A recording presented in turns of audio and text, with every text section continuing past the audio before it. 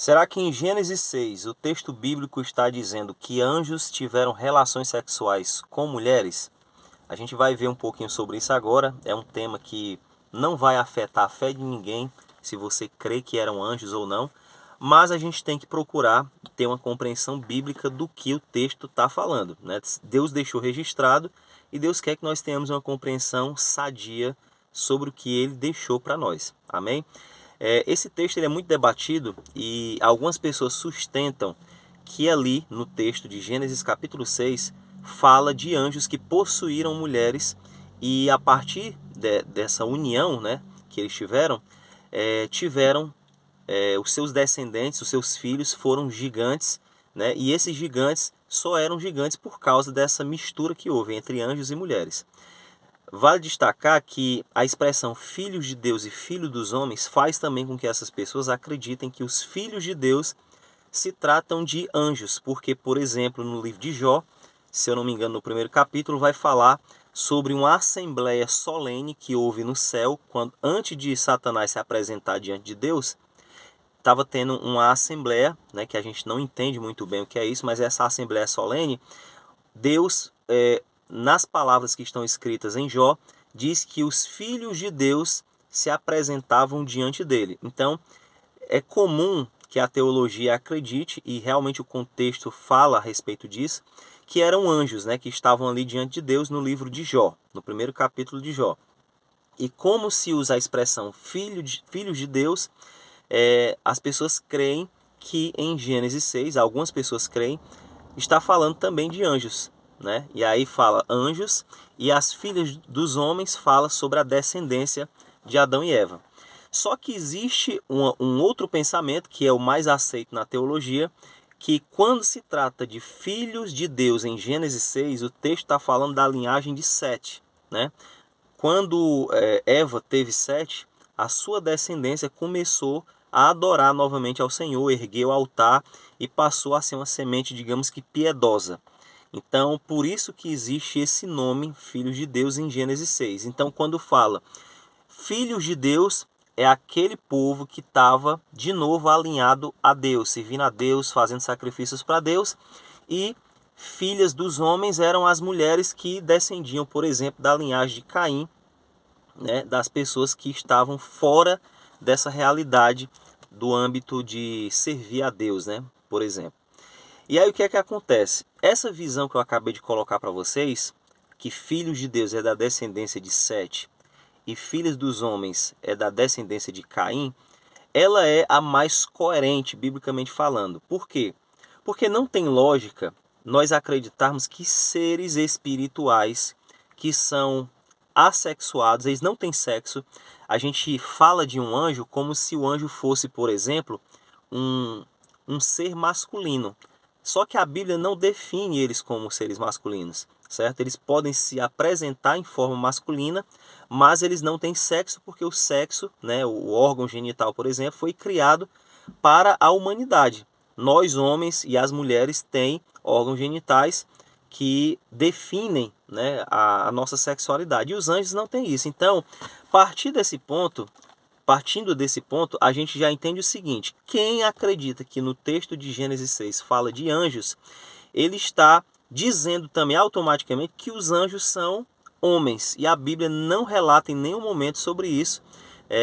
Pode até usar o termo Miguel, Gabriel, dentre outros termos para falar de anjos, e aí a gente entende que eles são masculinos pelo seu nome, mas no sentido de composição, né, biológica, eles não têm, porque eles são seres espirituais, e eles não têm porque não há finalidade alguma em colocar sexo, né, digamos assim, em um anjo. Deus, quando criou os anjos, criou eles individualmente. Deus não criou anjos como os homens. O homem e a mulher que se completam para que a união deles, né, de homem e mulher, gerem filhos. Os anjos foram criados um por um, pelo que a gente entende lendo a Bíblia, e não tem necessidade nenhuma deles terem isso. Eles não têm necessidade fisiológica e muito menos de ter relação sexual. Então esse é o primeiro ponto, e talvez partindo disso aqui já resolva essa questão. Porém, algumas pessoas pegam livros como o livro de Enoque, que é um livro apócrifo que tem tantas informações incoerentes que não dá nem para a gente levar a sério. Mas há quem acredite nisso e dissemine isso. Tem pastor, né? Pastor assim, falo pastor, mas é pastor caído há muito tempo, que prega isso na internet, que usa a referência desse livro para dizer que esses anjos, né, foram os feitores dessa má obra, né, de chegar às mulheres, de entrarem às mulheres, de terem relações com elas e terem filhos, que é uma leitura equivocada do texto de Gênesis 6, que eu vou ler agora um trecho para vocês verem como a interpretação dessas pessoas é falha, né? Não estou querendo aqui ser melhor do que ninguém, mas é uma coisa tão simples de se ver no texto que não dá para entender como é que eles andam por esse caminho, certo? Gênesis 6 diz assim no versículo 4: havia naqueles dias gigantes na terra, e também depois, quando os filhos de Deus entraram, as filhas dos homens e delas geraram filhos. Olha o que é que o texto está dizendo. Havia naqueles dias gigantes, ou seja, já existiam gigantes. E diz assim: e também depois, quando os filhos de Deus entraram, as filhas dos homens. Ou seja, existia antes, e mesmo depois de os filhos de Deus entrarem, as filhas dos homens, também existiam gigantes. Eles não deixaram de existir. Então esses homens de grande estatura, talvez, ou poderosos, como alguns teólogos querem dizer, existiam antes e depois. Não foi uma causa e efeito relacionada à relação dos filhos de Deus com as filhas dos homens.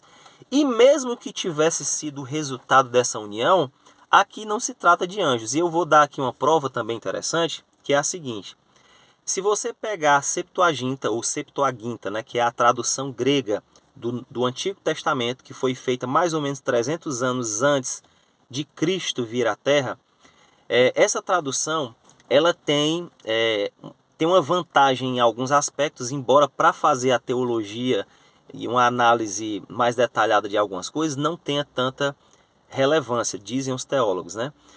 Mas, por exemplo, quando você pega esse texto de Gênesis 6 para falar de filhos de Deus, eles usam o termo, em hebraico, né? Esse termo filhos, realmente, certo? Quando você vai para o texto de Jó, eles não usam a palavra filhos, eles usam a palavra anjos, anjos de Deus. Então, em Gênesis 6, eles usam filhos de Deus, e em Jó, capítulo 1, eles vão usar o termo anjos de Deus. E aí, o que é que acontece? Quando é traduzido para a língua portuguesa, os tradutores colocam tanto em Gênesis 6 a palavra filhos, como em Jó capítulo 1 a palavra filhos. Então, para nós, é como se fosse a mesma coisa, porque num texto está filhos e no outro texto está filhos. Porém, no texto original, né, pegando, por exemplo, a Septuaginta, né, que ela vai trazer uma informação para nós que é mais aproximada do original, que foi escrito em hebraico, mas esses estudiosos que fizeram a tradução grega colocaram filhos de Deus num texto e anjos de Deus no outro. Ou seja, isso mostra que até mesmo os escritores da Septuaginta, que fizeram essa tradução assim há muito tempo atrás, que inclusive o próprio apóstolo Paulo usava esses escritos para pregar com eles, esses estudiosos da época entendiam que ali num texto falava de filhos e no outro texto falava de anjos. Então, pegando essas informações iniciais que eu tinha dito sobre a questão da sexualidade do anjo, que não é algo que o anjo tenha, né? O anjo não tem sexualidade porque isso cabe somente ao ser humano. Deus criou o ser humano dessa forma. Não criou seres celestiais com sexo, porque não há necessidade, não havia necessidade. Com isso aí já desfaríamos esse pensamento.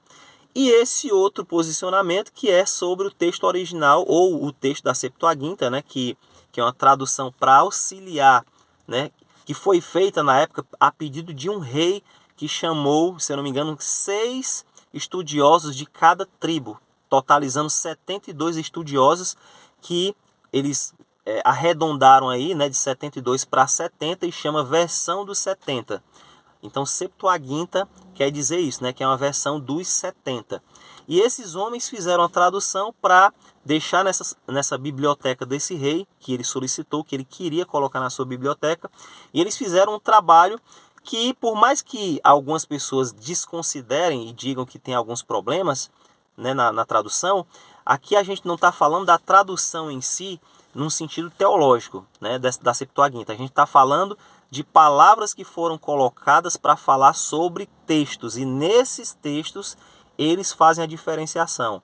Um deles ele usa filhos, no outro ele vai usar a palavra anjos. Então, na verdade, esse vídeo é só um esclarecimento para a gente não cair em heresias. Isso não vai alterar a nossa fé, isso não vai fazer a gente ser salvo ou não se crermos de um jeito ou do outro.